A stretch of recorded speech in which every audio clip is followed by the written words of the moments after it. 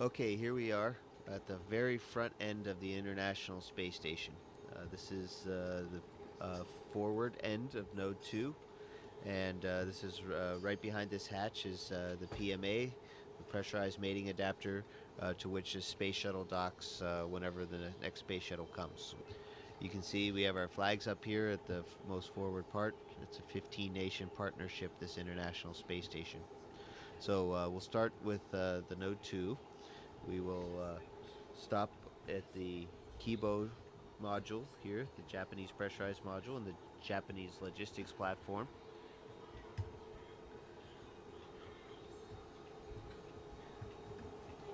We'll stop back there in a second.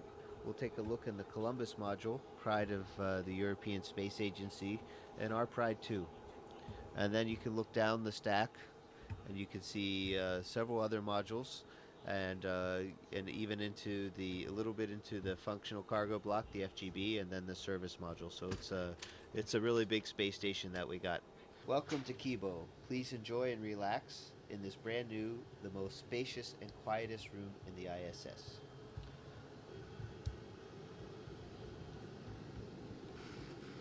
You can see here, this is the SIBO rack, which is for cell biology. And then we have a fluid rack, Urutai. So these are the two main Japanese science racks that are up here now. There's more that are coming. Let's take a quick look out the window before it gets dark outside. We're going around the world every 90 minutes, so we get to see a lot of sunrises and sunsets. Oh my goodness, it's beautiful out there. So this is looking out the port side of the space station, and we're actually also on the front side, so front port side of the space station. And let's take a look what we can see out there. We can see the robot arm I was talking about, the GEM RMS. Those orange things are the solar arrays on the port side. And you can see we have a full set, and 15A STS-119 is going to be bringing up the last solar array on the starboard side. And take a look. There's our beautiful blue planet there.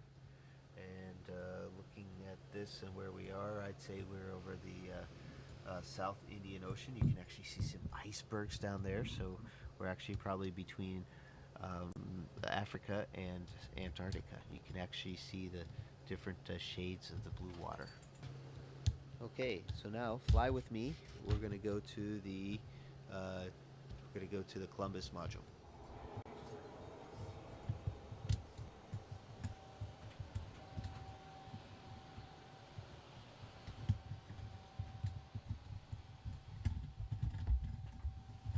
Here we are in the Columbus module. You can see it's also spacious. It's also cluttered because it's a great place to store things or temporarily stow them. It's not going to be this way forever. We're going to have it nice and clean pretty soon. We're flying back to Node 2. We'll take a quick look what else we have here. We have my work area. It's a little bit cluttered right now, but this is kind of my desk. It doesn't sit out horizontally, but it has everything I need on it.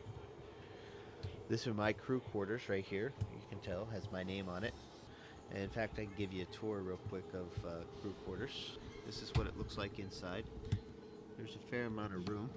We'll get has a standard space station light on it. So now we're going into the Destiny Laboratory, headed aft on the space station.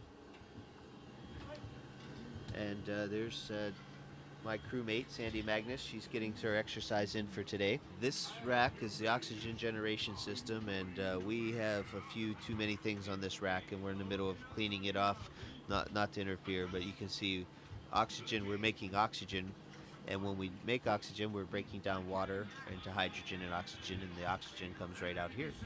The water we're making either comes from the condensate from the air conditioning system, the water that's in the air, or urine. So this is a really neat regenerative life support system. And now we're going to go back into one of the first modules, Node 1, which is also called Unity. These are this is our pond or wall of water that's down here. We have different kinds of water, and these are called contingency water containers, CWCs. And you can see different kinds. There's water that you can drink, and water that you can use for other things like flush water or generating oxygen. Now here's the airlock. As we go, the Quest airlock. This crew lock is a hatch that goes outside into space. So you can see that hatch right there. In the meantime, we're kind of storing EVA related things here. You can see this is a safer, which is a kind of a jet backpack that we wear on the outside of our spacesuits in case we get separated from the spaceship. We can fly our way back in. I remember being a Capcom on STS-96 when I first saw these signs. That's pretty amazing.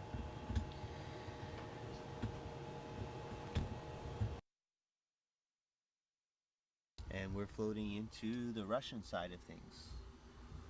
First and foremost, we are now in the pressurized adapter part of the functional cargo block. We call it the GAA, and it's also a docking port down below. As you carefully look down below, you can see the hatches, and inside that what you can see in front of us is the docking mechanism for the Soyuz.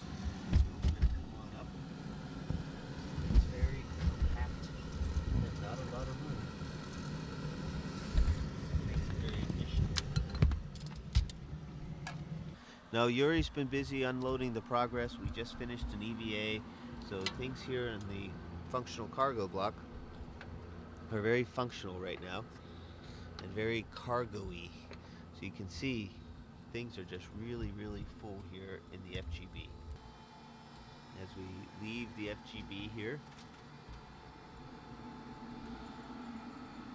and go into the docking compartment. Docking compartment is another one of those vertical looks, and it's a kind of a misnomer. It's not just docking compartment, but it's also a airlock.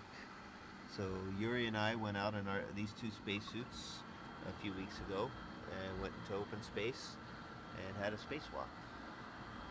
Continuing on down through here, we'll stop here on the way back, is our Progress cargo vehicle. The Progress is a cargo ship, unmanned, uncrewed, nobody driving, and has the same kind of docking compartment. It's very much based on the Soyuz design, except it doesn't have any re-entry capability. And we're going to take a look outside.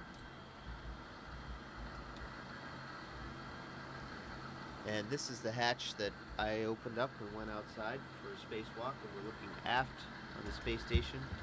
There's a ladder, some solar panels. We're looking at the service module, Zvezda, and looking at our beautiful planet Earth. Let's see if we get a nice little view here of Earth. A little small treat, because no tour of the space station would be complete without it. Last but not least, in the service module, Zvezda, which means star. It's the heart of the space station. It's where we used to have the only place where we could create oxygen and live with the carbon dioxide removal system, as well as a place to eat and sleep. There's my crewmate, Yuri Lonchikov, exercising on the treadmill with vibration isolation system, the TVIS. So this is our eating area. There's our table, and we're just getting ready for lunch. There's our water dispenser right there, Russian style, and our controller for the water dispenser. There's Yuri's room off to the side. You can see he has a sleeping bag right there hanging on the wall, and a computer right here so he can call on the telephone, write email, and read books, and relax in the evenings a little bit, because we have long days up here. This is a surprise visit that you guys are paying on us today, so things aren't cleaned up, but they're real. This is exactly how we work and live in space. And that'll wrap up the tour. This is the International Space Station. A very good example of what human beings can do when we work when we work closely together.